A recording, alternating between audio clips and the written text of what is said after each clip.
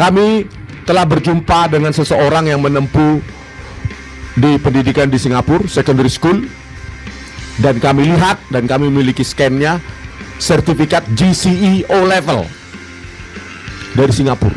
Sertifikat GCE O level yang dia miliki tidak bisa dipakai untuk mendaftarkan universitas di Indonesia. Kok bisa lolos di KPU? Kok bisa lolos menjadi SMK? Ya, baik, bismillahirrahmanirrahim. Assalamualaikum warahmatullahi wabarakatuh. Waalaikumsalam warahmatullahi wabarakatuh. Ya, untuk seluruh masyarakat Indonesia, kami rasa perlu sekali untuk memahami dan mengetahui isi surat yang kami sampaikan kepada Menteri Pendidikan Dasar dan Menengah Republik Indonesia. Jadi, perihalnya adalah permohonan informasi publik berkaitan dengan diterbitkannya surat keterangan nomor 9149 KP 2019 tertanggal 6 Agustus 2019 yang menyatakan bahwa Gibran Rakabuming Raka telah menyelesaikan pendidikan grade 12 di UTS Insert Sydney dan dinilai memiliki pengetahuan yang setara dengan lulusan sekolah menengah kejurusan SMK peminatan akuntansi dan keuangan di Indonesia. Jadi isi surat ini kami langsung ajukan kepada Menteri Pendidikan Dasar dan Menengah Republik Indonesia. Dengan hormat yang bertanda tangan di bawah ini, ya kami bertiga, KRMT Roy Suryono Todiprojo, Dr. MKes, kemudian yang kedua Rismon Hasiholan Sianipar, Dr. ST Meng, dan saya Dr. Tifauzia Tiasuma, kami bertiga RRT berdasarkan Undang-Undang Nomor 14 Tahun 2008 tentang Keterbukaan Informasi Publik. Kami bermaksud mengajukan permohonan informasi sebagai berikut. Pertama, kami memohon penjelasan rinci dan tertulis mengenai dasar hukum dan regulasi yang secara eksplisit menjadi landasan penetapan kesetaraan pendidikan yang bersangkutan, termasuk namun tidak terbatas pada peraturan perundang-undangan, peraturan menteri, keputusan pejabat berwenang, serta pedoman teknis internal yang mengatur penyetaraan pendidikan menengah lintas negara pada saat surat keterangan tersebut diterbitkan. Untuk diketahui bahwa berdasarkan surat, Gibran Rakabuming Raka menyelesaikan SMA-nya atau setara itu di Sydney di UTS Insert.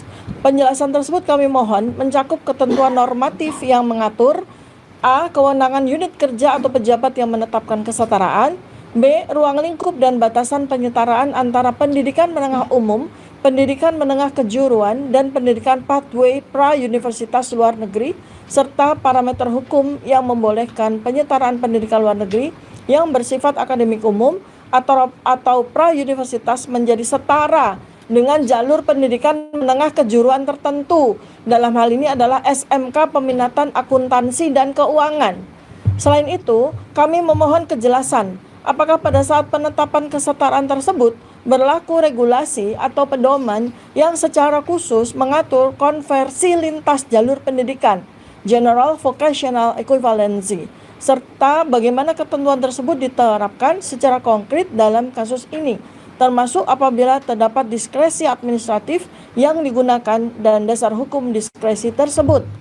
B. Kami memohon penjelasan rinci mengenai metode analisis silabus dan kurikulum yang digunakan dalam proses penyetaraan pendidikan tersebut, termasuk apakah kementerian melakukan pemetaan kurikulum secara sistematis atau kurikulum mapping antara pendidikan menengah umum di Singapura, Secondary 3 dan Secondary 4, program yang diikuti di UTS Insert, English Program, Foundation Studies, dan atau Diploma of Business, dengan kurikulum SMK Peminatan Akuntansi dan Keuangan di Indonesia. Penjelasan ini kami mohon mencakup secara spesifik pemetaan mata pelajaran atau modul yang diperbandingkan, kesesuaian dan kesetaraan beban belajar, perbedaan dan persamaan struktur kurikulum, serta metode konversi yang digunakan apabila terjadi ketidaksamaan jenis mata pelajaran atau orientasi kurikulum. Kami juga memohon penjelasan komprehensif mengenai evaluasi capaian pembelajaran, karena ini yang kemudian menjadi standar kompetensi lulusan SMK Akuntansi dan Keuangan. Penjelasan ini ya mencakup apakah memang transkripnya ada, asesmen berbasis kompetensi yang ada, atau bentuk evaluasi lain, serta bagaimana kementerian memastikan bahwa capaian pembelajaran yang bersifat akademik yang dilakukan di kedua institusi luar negeri tersebut dapat dianggap setara secara substantif. Kami mohon penjelasan akademik yang rinci dan terdokumentasi berdasarkan dari undang-undang yang sesuai dengan sebagaimana kami rakyat Indonesia bisa mendapatkan penjelasan secara komprehensif dan rinci. Tujuan kami adalah untuk kepentingan kajian akademik, evaluasi kebijakan pendidikan, serta pemenuhan hak publik atas informasi yang transparan, objektif, dan dapat dipertanggungjawabkan. Jadi dengan ini maka kami bertiga, Roy Suryo, Noto Diprojo, saya, Tifo Ziatiasuma, dan Rismon Hasiholan Sianupar menggunakan hak kami sebagai warga negara, menggunakan amanah yang dibebankan kepada kami sebagai peneliti untuk nantinya apabila permohonan kami sudah disetujui, maka kami akan melakukan penelitian yang komprehensif terhadap dokumen-dokumen yang kami minta tersebut. Sudah. Ya, terima kasih Dr. Tifa sudah menyampaikan surat dari RRT ya kepada kementerian ini. Berikutnya saya minta maaf ya, sedikit memberikan kesempatan kepada mungkin Rismon untuk menyampaikan 1-2 kata mungkin yang bisa disampaikan. Biasanya kalau RRT begitu, harus adil. Baik, jadi Assalamualaikum warahmatullahi wabarakatuh. Jadi singkat saja rekan-rekan sekalian, jadi selama ini mungkin hanya ada desas-desus yang beredar bahwa Wapres kita itu tidak lulus SMA ya, karena kita berdasarkan apa yang sudah kita lakukan analisis ya dari sistem pendidikan dari kelas 9 sampai dengan kelas 15 ya. Ini sahabat saya ini yang bikin, yang lagi senyum-senyum di belakang kamera itu ya. Itu kemudian kita bisa urutkan mulai dari tahun 2002 sampai dengan tahun 2007 ya. Intinya apa? Ada yang aneh. Karena yang meloncat karena berdasarkan komunikasi langsung kami ya, saya, Dr. Rismon, Dr. Tifa, dan beberapa kawan waktu itu langsung dengan Pak Dr. Eko Susanto di ruangan ini juga ya. Jadi ada yang loncat bahwa dari kelas 9-10 tiba-tiba keluar surat keterangan atau surat penyetaraan yang itu disetarakan dengan kelas 12 seperti ini. Dan waktu itu kami hanya mendapatkan foto atau tampilan saja. Dan hari ini kita sudah mendapatkan suratnya yang secara fisik bentuknya, meskipun ini mungkin belum 100% resmi kita terima, karena ini kita dapatkan secara langsung ketika dalam surat pernyataan. Jadi ini sebenarnya adalah surat yang memang diberikan langsung oleh yang bersangkutan, oleh Gibran Rakabuming Raka ketika mendaftar sebagai calon wali kota waktu itu. Jadi surat tadi itu ada surat yang diberikan oleh dia, jadi bukan surat tidak resmi. Dari surat ini merupakan lampiran dari 15 halaman yang pernah ada. Nah, inilah yang kemudian tadi dibacakan oleh Dr. Tifa bahwa secara resmi kami ingin minta ini dan alasan diterbitkannya surat ini. Karena berdasarkan analisis kami, hipotesis selama ini, surat ini aneh atau tidak jelas keluarannya. Bahkan dalam kunjungan langsung saya ke UTS, University Technology of Sydney, saya sudah ketemu dengan beberapa orang dan ketemu dengan pelaku pendidikan di sana, ketemu dengan kemudian admisi dari UTS yang dulu bernama UTS Inserts, dan kami mendapatkan beberapa data yang belum akan kita ungkapkan dulu sebenarnya. Karena ini pengalaman dari ayahnya, kalau kita ungkapkan emboss, tambahi emboss. Kita ungkapkan watermark, tambahi watermark. Kita ungkapkan ini, tambahi lagi lintas stempel, tambahi lagi. Jadi nanti akan kita ungkapkan apa-apa yang sebenarnya kita dapatkan yang ada. Jadi saya kira tambahan dari saya itu mungkin nanti akan ditutup oleh Dr. Rismon dengan penyerahan kesimpulan sementara hipotesis. Dan ini teman-teman semua, buku dari Gibran Endgame ini adalah pengawal atau bagian dari trilogi dari Gibran Black Paper yang nanti akan terdiri dari Gibran Endgame. Yang pertama Dr. Tifa menulis tentang Gibran Black Brain dan saya akan menulis tentang Gibran Black Chapter. Jadi ada satu chapter dari saya yang itu akan melengkapi namanya Gibran Black Paper. Jadi ketiganya nanti akan menjadi satu kesatuan dalam Gibran Black Paper. Saya kira dari saya itu. Wassalamualaikum warahmatullahi wabarakatuh. Waalaikumsalam. Silakan Rismon. Saya akan tambahkan jadi Gibran Black Letter. Ya, terima kasih kepada media dan YouTuber yang hadir di perpustakaan Kemendikdasmen ini. Ya, seperti yang dibacakan oleh Dr. Tifa ya, yang merupakan ekstraksi dari pemikiran kami, ya, bahwa banyak sekali kejanggalan yang perlu dijawab oleh Kementerian Pendidikan Dasar dan Menengah yang tugasnya sebenarnya mengajari bukan hanya pendidikan tetapi moralitas pendidik untuk anak-anak sejak usia dini. Oleh karena itu, integritas moral dari kementerian ini dipertaruhkan di sini. Sangat dipertaruhkan. Oleh karena itu, ya, seperti yang saya ungkapkan sering di banyak media, harus ada pemetaan kurikulum.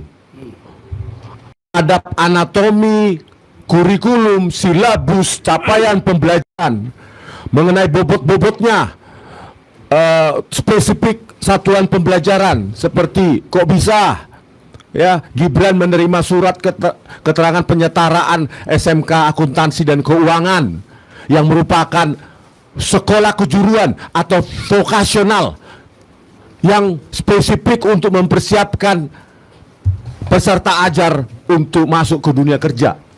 Itu diekivalensikan dengan pendidikan secondary 3 dan secondary 4 atau kelas 9 dan kelas 10 atau kelas 1 SMA plus diploma 1-2 tahun di UTS InSearch yang merupakan program pra universitas atau program universitas tingkat awal. Bayangkan, sebegitu banyak profesor di Indonesia ini, sebegitu banyak doktor, profesor di Kemendikdasmen ini, tetapi ekivalensi kelas 1 SMA plus diploma ekivalen dengan SMK Peminatan Akuntansi dan Keuangan.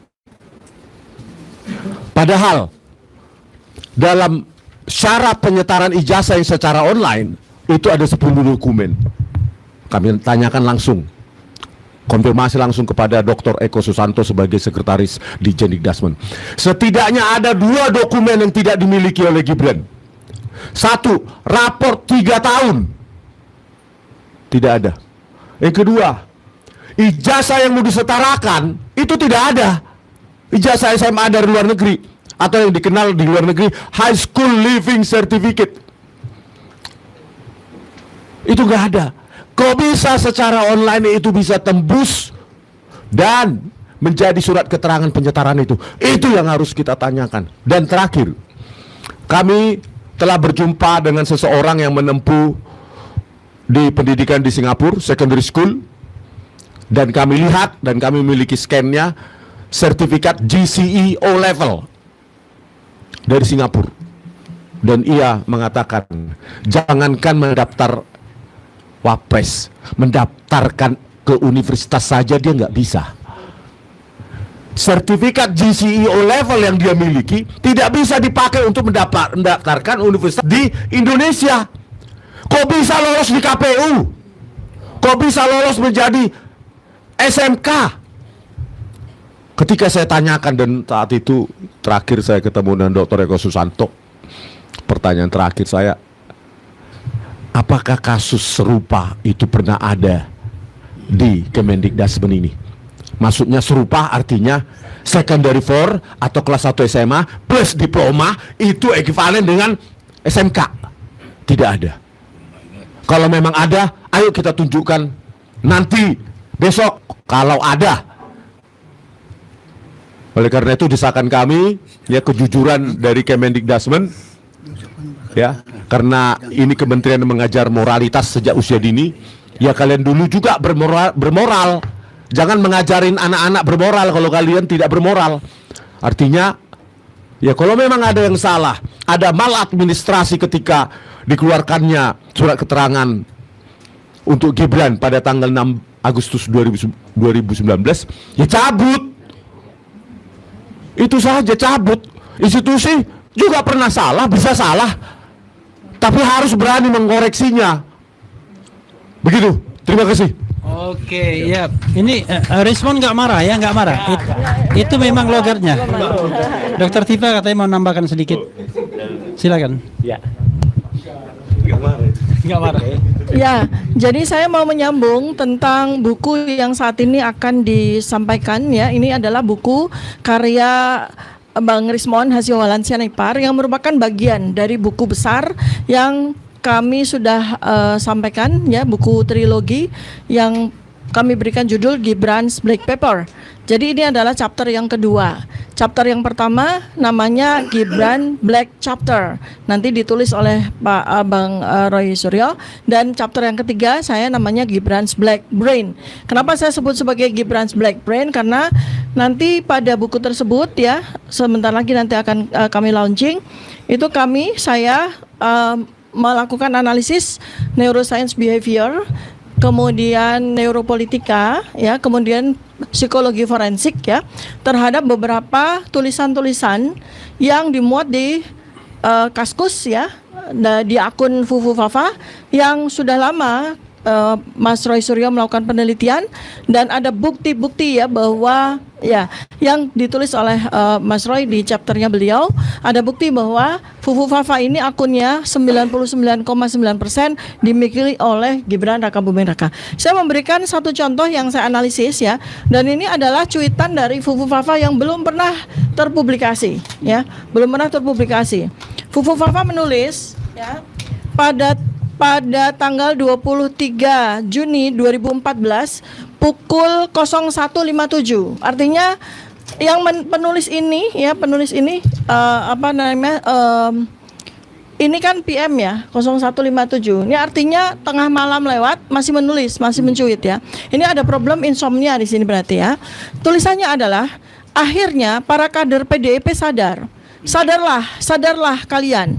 Prabowo pemimpin yang tegas, pemimpin yang berwibawa, pemimpin yang negarawan, pintar berbahasa Inggris. Cinta sejati Prabowo hanya untuk Mbak Titi dan kuda-kuda koleksinya. Bocor. Kalau bocor, besok langsung dicor. Sang macan Asia siap mengaum. Aum. Prabowo adalah kita. Prabowo pemimpin yang merakyat. Lexus putih lambang kesederhanaan Prabowo. Kalau uban putih cawapresnya. Awas, Lexus putihnya jangan sampai dipinjam Rashid. Waspadalah kalian. Tegas. Duda. Tegas ya. Awas, bibir mulai miring macam orang stroke ya. Nah, cuitan-cuitan seperti ini ada kurang lebih 5.000 cuitan. Saya lakukan analisis ya, kemudian secara selektif saya lakukan analisis terhadap 50 cuitan yang memang mengindikasikan bahwa seseorang ini punya masalah dari sisi neuroscience behavior ya. Jadi silakan nanti Anda akan bisa membaca analisis saya di buku Gibran's Black Brain. Terima kasih. Oke, terima kasih. Ini mohon maaf ya. Pihak Kemendikbudrismen sudah mulai menunjukkan tangan begini ya. Kita mulai prosesinya penyerahan ya.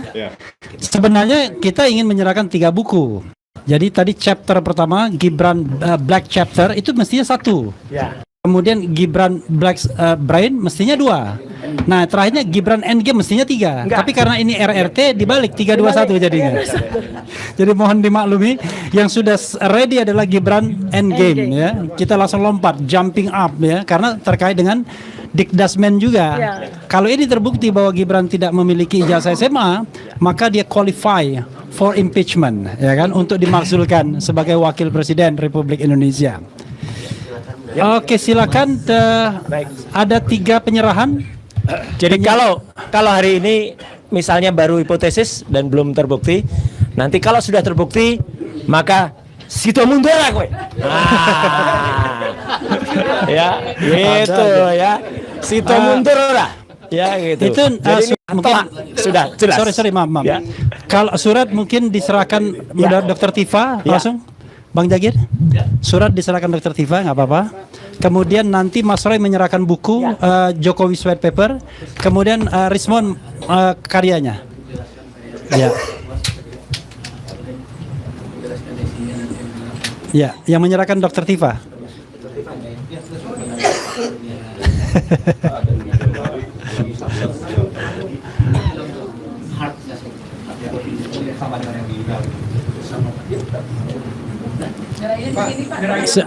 Nyerahin ini di tengah ini. Mohon maaf.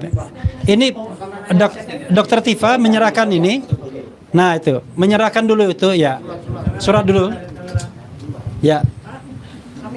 Oh maaf, saya harus memperkenalkan beliau. Beliau adalah Anandes Langguana, MIKOM, Kepala Bagian Informasi dan Fasilitasi Layanan Terpadu Biro Komunikasi dan Humas Kemendikdasmen ya. Oke, dan yang membawai PPID ya. Oke. Sebagai orang komunikasi. Cocok. Namanya Langguana.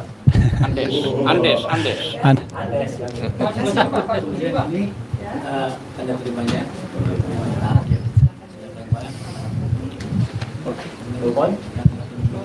Ya, yang kedua Jokowi white paper dulu ya karena baru duluan terbit. Oke, oh tahu tanda terima ya.